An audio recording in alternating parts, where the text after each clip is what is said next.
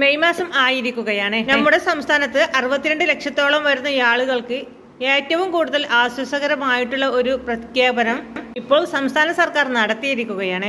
നമുക്ക് ലഭിക്കേണ്ട പെൻഷൻ ആനുകൂല്യങ്ങൾ അതിന്റെ കുടിശ്ശികയുടെ വിതരണം കൂടി ഈ മെയ് മാസം നടത്താൻ പോവുകയാണ്.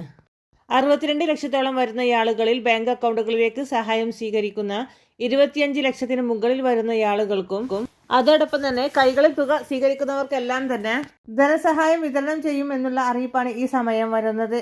ഇതുപോലെയുള്ള സർക്കാർ ജനക്ഷേമ പദ്ധതി തുടർന്ന് നിങ്ങളിലേക്ക് ലഭിക്കുവാൻ ചാനൽ ആദ്യമായി കാണുന്നവരാണെങ്കിൽ സബ്സ്ക്രൈബ് ചെയ്യുക, ലൈക്ക് കൂടി ചെയ്ത് സപ്പോർട്ട് തരിക. 62 ലക്ഷത്തോളം വരുന്ന ആളുകൾക്ക് ലഭിക്കുന്ന ഈ ഒരു സഹായത്തിൽ 3 മാസത്തെ കുടിശ്ശികയാണ് ഇനി വിതരണം ചെയ്യുന്നതിന് വേണ്ടി ശേഷിച്ചിരുന്നത്. അതായത് 4800 രൂപയോളം വരും.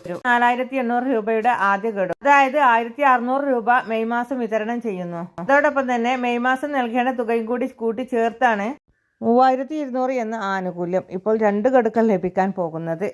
മെയ് മാസം 15-ാം തീയതിക്ക് ശേഷമാണ് വിതരണം നടത്തുന്നത്. സാധാരണഗതിയിൽ മെയ് മാസം 25-ന് ശേഷം ആരംഭിക്കേണ്ട വിതരണമാണ്. മെയ് മാസം പകുതിയോടെ ഇപ്രാവശ്യം വിതരണം ചെയ്യുന്നത് സർക്കാരിന്റെ ഏറ്റവും പുതിയ അറിയിപ്പ് അനുസരിച്ച് മുമ്പ് നമ്മൾ ചെയ്തിട്ടുള്ള മസ്റ്ററിങ്, അതോടൊപ്പം തന്നെ വരുമാന സർട്ടിഫിക്കറ്റിലെ കാര്യങ്ങൾ, അതോടൊപ്പം തന്നെ മറ്റു രേഖാ സമർത്ഥങ്ങൾ ഇതെല്ലാം കൃത്യമായിട്ട് പാലിച്ചുള്ള വിതരണമായിരിക്കും ഇപ്പോൾ നടത്തപ്പെടുന്നത്. അതായത് പുതുതായിട്ടുള്ള മസ്റ്ററിങ് ഒന്നും തന്നെ ഇപ്പോൾ സർക്കാർ പ്രഖ്യാപിച്ചിട്ടില്ല. സാധാരണഗതിയിലൊക്കെ ഏപ്രിൽ മാസത്തിലൊക്കെ അത് ആരംഭിക്കേണ്ടതായിരുന്നു. അത് ആരംഭിക്കാത്ത സാഹചര്യം അനുസരിച്ച് കഴിഞ്ഞ പ്രാവശ്യം പെൻഷൻ ആനുകൂല്യം എത്തിച്ചേർന്ന എല്ലാവർക്കും ഈ മാസവും പെൻഷൻ ആനുകൂല്യം എത്തിച്ചേരുന്നതായിരിക്കും.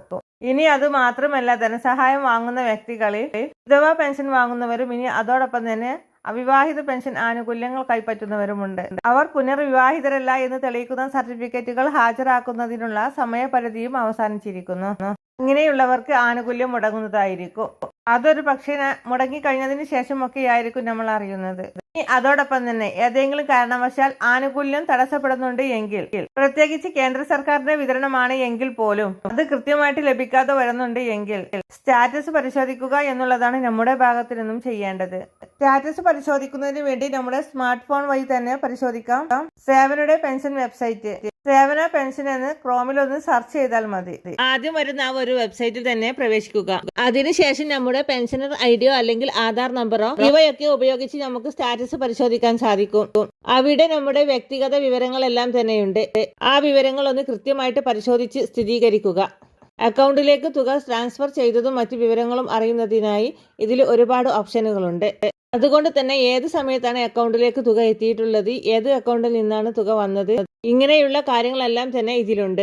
അതുകൊണ്ട് തന്നെ ഗുണഭോക്താവിന് ആനുകൂല്യങ്ങൾ മുടങ്ങുമോ ഇല്ലയോ എന്ന കാര്യങ്ങളിലും ആനുകൂല്യങ്ങൾ വന്നിട്ടുണ്ട് എങ്കിൽ അത് ഏത് സമയത്ത് വന്നു എന്നുള്ള കാര്യങ്ങളെല്ലാം കൃത്യമായിട്ട് സ്റ്റാറ്റസ് പരിശോധിച്ചാൽ മനസ്സിലാക്കാനായിട്ട് സാധിക്കുന്നതാണ്. ഇനി കേന്ദ്ര സർക്കാരിന്റെ വിഹിതം 2 ഗഡു നമുക്ക് ഒരുമിച്ച് വരുമ്പോൾ ഈ 2 ഗഡുക്കളുടെ വിഹിതം കേന്ദ്ര സർക്കാർ നൽകേണ്ടതായിട്ടുണ്ട്.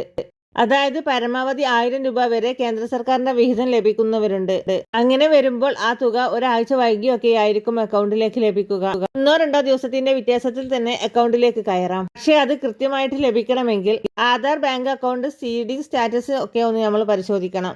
ഇതിനുള്ള സംവിധാനം ആധാറിന്റെ വെബ്സൈറ്റിലുണ്ട്. IDIയുടെ വെബ്സൈറ്റിൽ ഇതിനുള്ള സംവിധാനങ്ങളുണ്ട്. അതൊന്ന് ക്രമീകരിക്കുക, ഒന്ന് പരിശോധിക്കുക. ഈ ഇൻഫർമേഷൻ മറ്റുള്ളവരിലേക്ക് ഷെയർ ചെയ്യാൻ മറക്കാതിരിക്കുക. വീഡിയോ ഇഷ്ടമായാൽ ലൈക്ക് ചെയ്യുക, സപ്പോർട്ട് തരിക.